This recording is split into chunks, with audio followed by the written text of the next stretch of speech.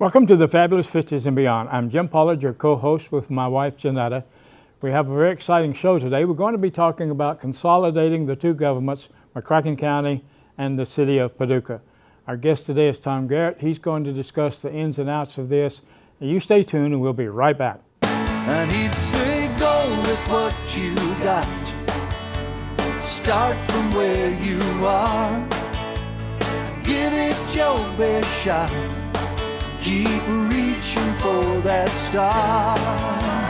Get in the race, keep your own pace, keep moving and never stop. Just go, go with what you got. Welcome back. Our guest today is Tom Garrett. And Tom, welcome to our show. We have an interesting topic to talk about today, and it's one that always creates a lot of discussion. As we talked earlier, I was living in Nashville, Tennessee when Nashville and Davidson County became one metropolitan government. That's what they called it, metropolitan government down there. And I think, you can correct me if I'm wrong, wasn't Nashville the second city to do that? I think so. Jacksonville, Florida was the first, if I remember correctly. I believe so. And it's been that way for a long time and seems to be working out good. There's been a lot of success stories about consolidation of city-county government, and I'm hoping that Paducah-McCracken County will be one of those success stories. Good. Now, you're vice chairman of the Joint Merger Committee, right? Yes, I am. How did this committee come about? Well, this committee is authorized by state statute, and in order to consider the merger of governments, there are several alternative statutes that we could have considered and operated under. In order to activate a merger commission, you would have to elect one of these statutes, and the County Fiscal Court and the Paducah City Commission would each pass a resolution forming the Joint Merger Commission.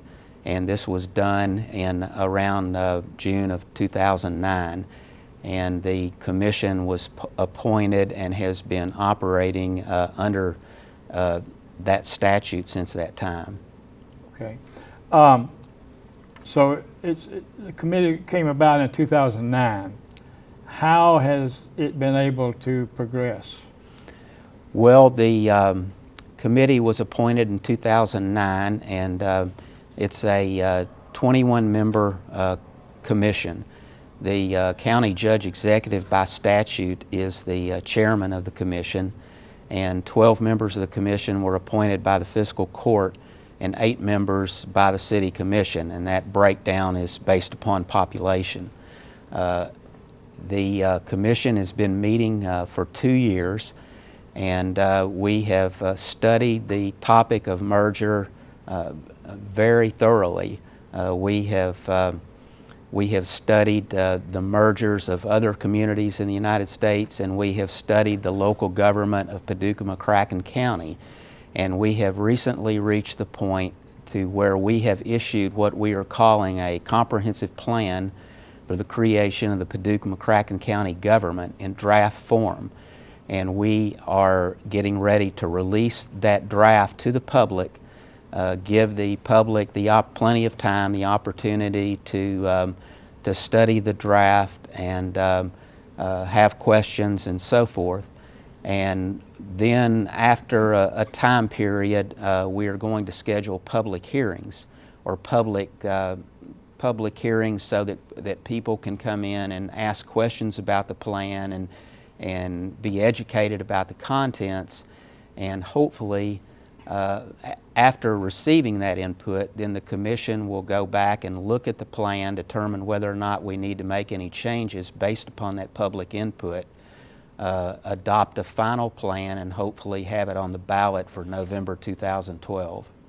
Are there any other cities in Kentucky that already has this? There are 2 merged governments in Kentucky. Lexington, Fayette County merged in the late 70s. Actually, they went through a merger, did their merger when I was a student at the University of Kentucky, so I got to see firsthand how that worked. And then about 10 years ago, Louisville-Jefferson County merged. So those are the 2 merged governments in Kentucky. And they've both been successful? Both of those governments have been very successful. approximately, and you may not know this number approximately, but I bet you do, how many merged governments are there in the United States? There are 33 merged governments in the United States. Are they all large cities or large areas, or are there some our size? The majority of them seem to be larger in population. There are several that are smaller, that are closer to us. There's a couple in Georgia, and there's one in Louisiana that are smaller in size and closer to the size of population of Paducah, McCracken County. How are the people here responding to it so far? Well, so far I would say that it's very early as far as public response. We are just getting ready to release our plan. We find in talking to people that there are a lot of preconceived ideas about what a merger might bring, and in many cases I found out that those preconceived ideas are incorrect. So we feel like that when we release this plan to the public, they have the opportunity to read it and study it. It's my opinion that some of those preconceived ideas will be proven to be wrong, and that hopefully they will just take a fresh look at it without any prejudices and make a decision based upon what they believe to be the best government structure for Paducah, McCracken County. So basically the next phase or step is but really an educational phase, isn't it? It's really an educational process. We will release the plan very soon. We'll have it copies available at the public library. It's going to be on various websites, including the county's website. My understanding is the county will set that up so that you can view the plan on the website, and you'll be able to ask questions over the internet, and those questions will be responded to. And then, as I said, we plan to have 4 public sessions at each of the public high schools over the course of the next several months, in which people will be able to come and ask. Commission members will be at the meetings, and the public will be able to ask any question they would like about the nature of the plan. That usually is a big problem. Like you say, people hear this and they hear that, and you know, it's the education is good. Well, it's very important because consolidating, you know, government is a big change, and people adapt to change very carefully and sometimes very slowly. So there was some talk about trying to speed the process up and get it on the ballot in November of 2011, and we just really didn't, as a commission, we didn't believe that there was adequate time to get the plan out and have the public fully comprehend it and fully have the opportunity to read it and ask questions in time for the November election. So we decided to slow things down, have these public sessions, and delay putting it on the ballot till hopefully November 12, 2012. Is there any kind of group that's been formed against it? No, not to my knowledge.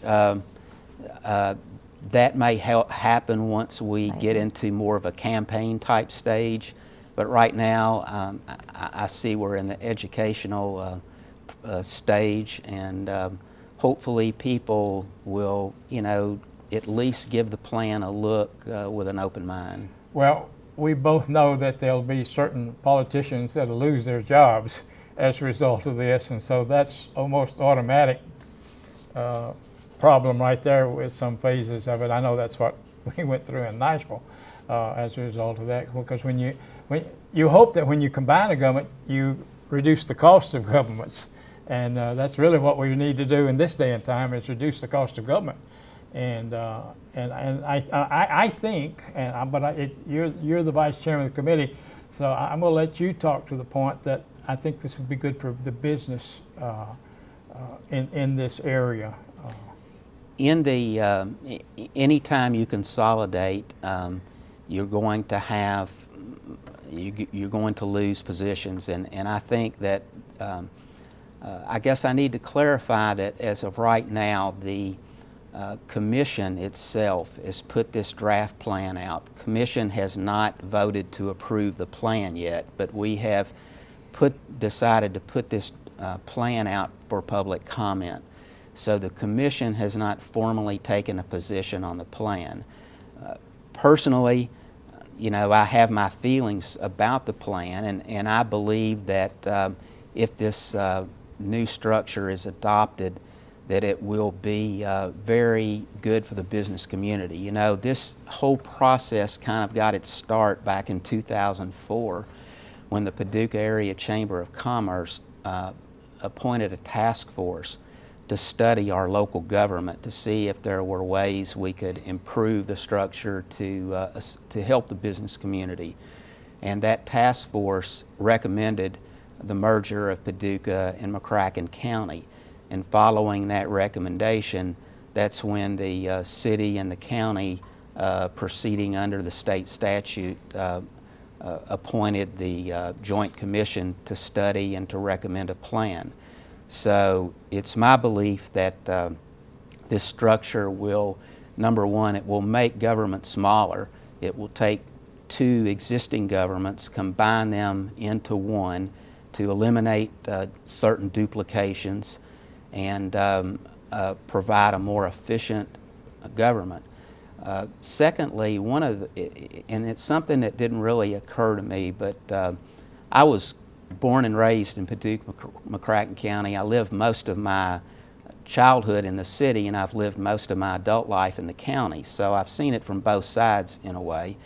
But it really didn't dawn on me that the large number of people who live in McCracken County yet work in the city, and they pay the city payroll tax.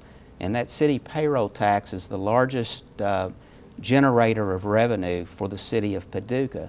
Yet the people, a large number of people that pay that tax have no say-so whatsoever in how how elected officials spend that revenue. And by consolidating the governments, it would give everyone a voice through the election of their officials as to how their tax money is spent. So it's more of a representative type form of government. And it will allow, finally, I think that it will allow Paducah, McCracken County to speak with one voice. You know, we're divided now between the city and the county. They each have their own agendas. Sometimes they each have their own priorities. And by combining into one government, it will allow us to speak to prospective industry, to national political leaders, state political leaders with one unified voice. I think an example, while you were talking about how the government could make a move without proper representation, was the discussion that has been going on over this substation, electrical substation that is actually going to be in the city, but the people in the county were the ones that were hollering about it the most. Exactly, and there's no representation on the Paducah Power Board by county residents, and that, you know, they're impacted by this issue as well as others, and those types of issues occur all the time, right. And consolidation, I think, would address those. Right. Well, Tom, we've about covered the first half of this already, so we're going to take a break here, and then we'll be back and get into some of the other particulars about how it's going to operate. But it's been a great discussion so far, and we appreciate you being here, and we'll be right back, so you stay tuned, and we'll be back in just a few minutes.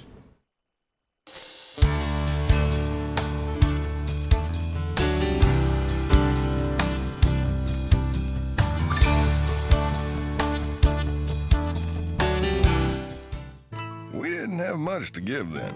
So when they showed up firing them mean looks around the place and staring us down on prices, well, I was angry.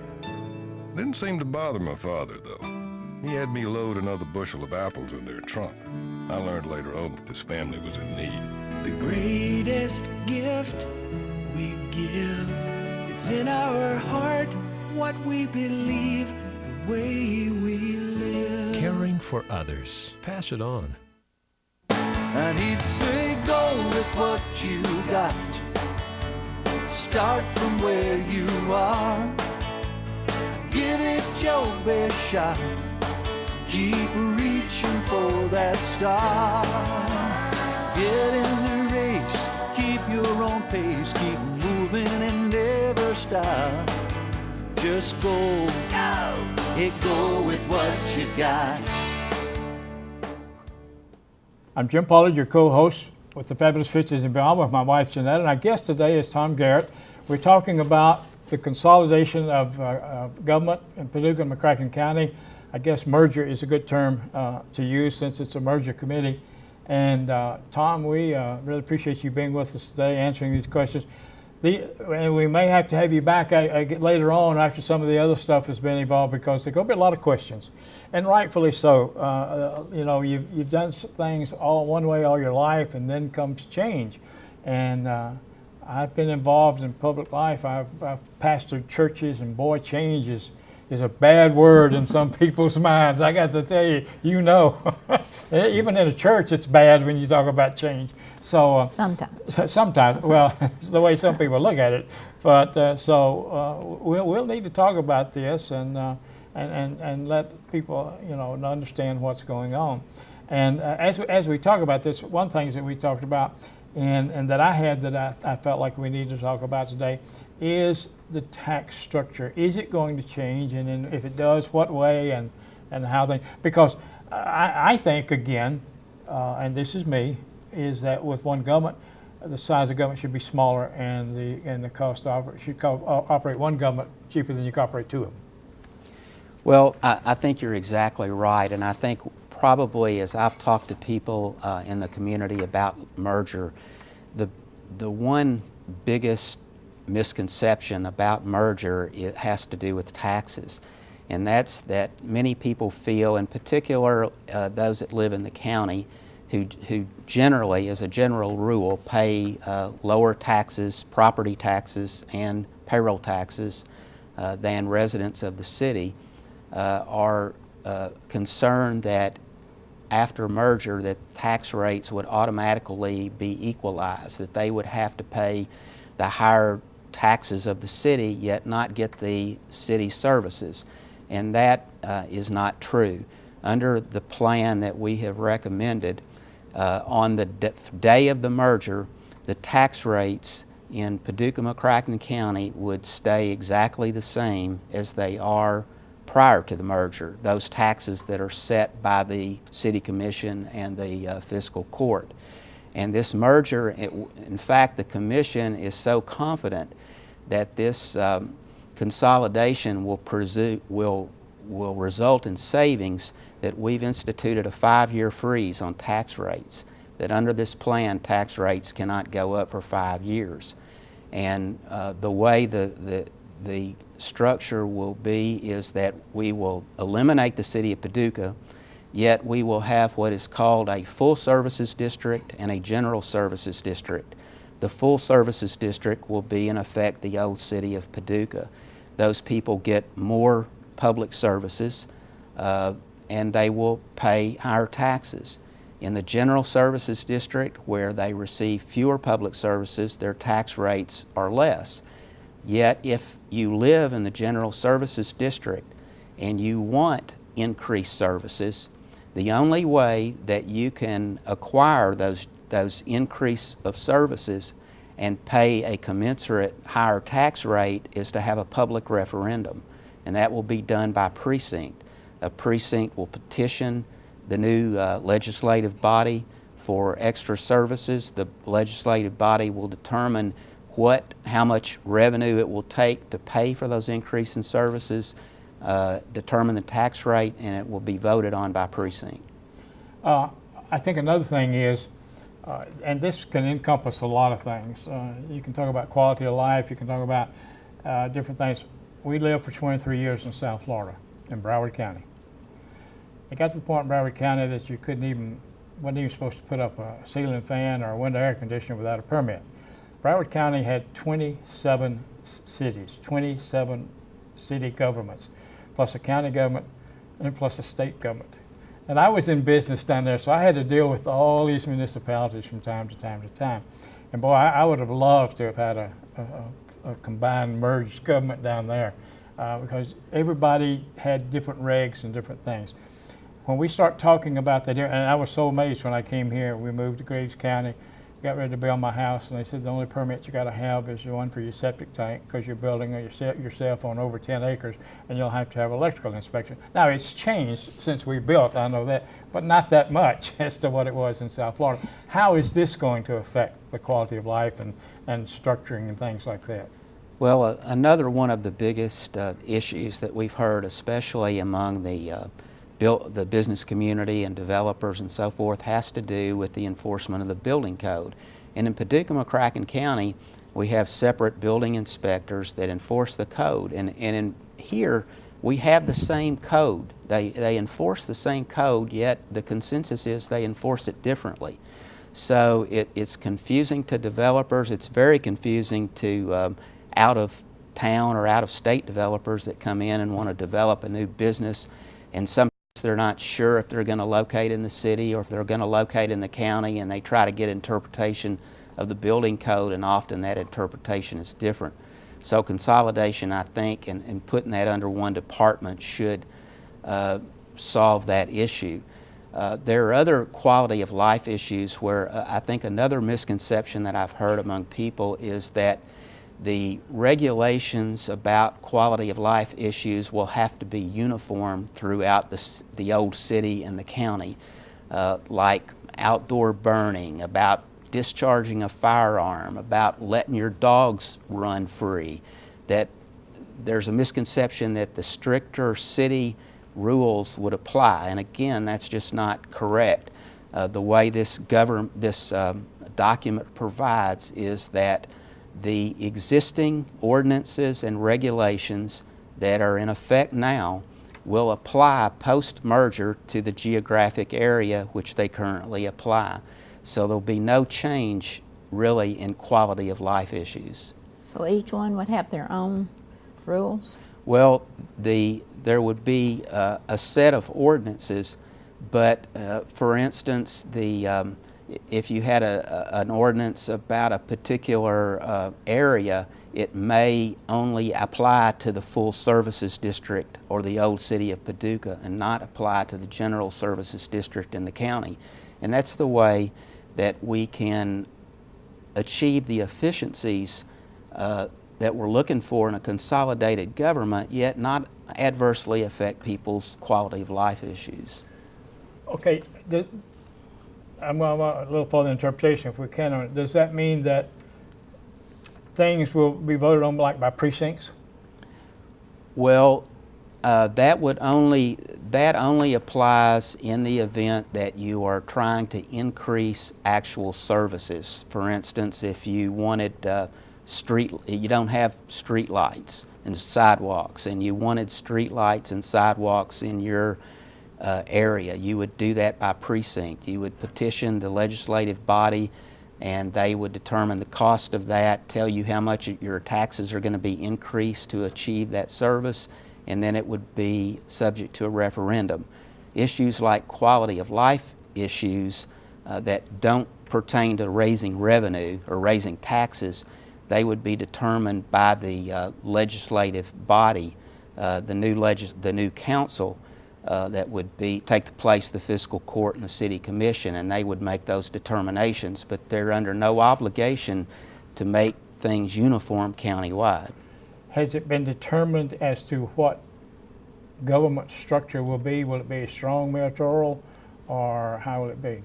Well, we've gone into great detail in the document about the structure of the government. There will be a chief executive officer that will take the place of the mayor and the county judge executive. And there will be a 12-member council that will take the place of the fiscal court and the city commission. There will be one council, and there will be 9 of those 12 will be elected by districts, and 3 will be elected at large.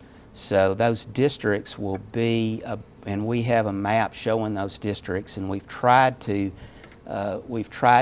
draw the boundaries so that areas with similar characteristics, whether they be urban or rural or agricultural or so what, would be within the same district. So, and they would represent approximately 5,000 voters each of the 9 districts. So we believe, or I believe, that this structure will give people more personal representation than they currently have, because they will have a council member that represents their small geographical district, and then there'll be 3 at large for a 12-member council. It provides for a deputy chief executive, and then for the most part, all of the other county officials, the jailer, the county attorney, and all those are provided for by state constitution, and there'll be no changes there. Finally, I guess the subject of the biggest debate among the commission members was how to treat law enforcement. There was a group that felt like that we should consolidate law enforcement and it basically under the old city police force. There was a group that felt that we should consolidate law enforcement under the sheriff's office, and the sheriff would be the chief law enforcement officer for the county. The way that debate came out is basically the status quo. We felt like that law enforcement was so important that although there might be financial savings by combining the 2 departments, that law enforcement was so important, and it really we felt like the quality of our law enforcement in McCracken County was good. We decided basically to leave it as the status quo.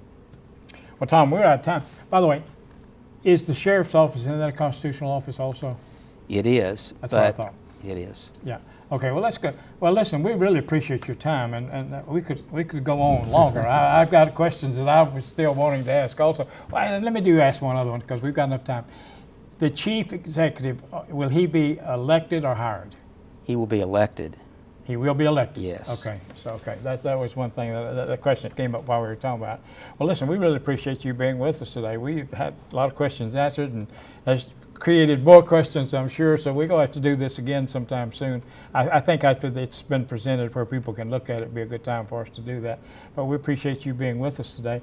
And we appreciate you being with us today also, and we want to encourage you to be back next week for our next show. We'll have another exciting show. And this is Jim Pollard with my wife, Jeannetta. This is the Fabulous 50s and Beyond. And remember, use it or lose it.